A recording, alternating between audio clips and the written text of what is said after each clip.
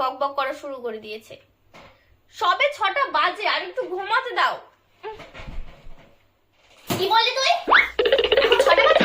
একটু দেখ কটা বাজে, একটু দেখ। হ্যাঁ, তোর বাবার আর তোর ঘরেতেই এখন 6টা বাজে, আর সকাল থেকে যে পুরো বাড়ির কাজগুলো করতে করতে আমার জীবনটা বেরিয়ে গেল, তার বলে তুই চোখে দেখিস না, ঘুমিয়েই থাক। উফ, তুমি না সকালবেলা আমাকে একটু ঘুমাতে দাও না, অসহ্য। কি বলি তুই? হ্যাঁ, এখন তো এরকম বলবি মাকে, তোর বাবাকে 40 বার চা করে দেওয়া, আর তোকে পাগলের মতো দেখা। আমাকে তো চা করে রেখে দিয়েছিস না বাড়ি।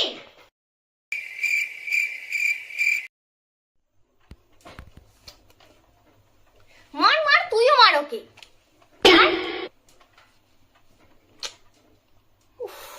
আরে মা, তুমি একা একা বকছো কেন?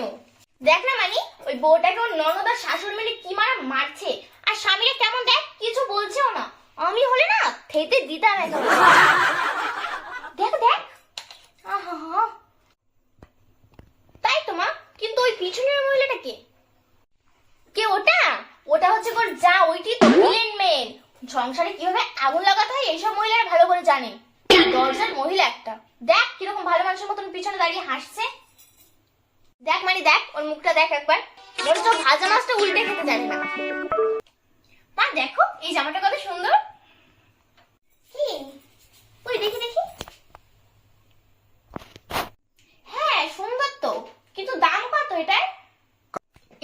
এটা মাত্র 600 টাকা।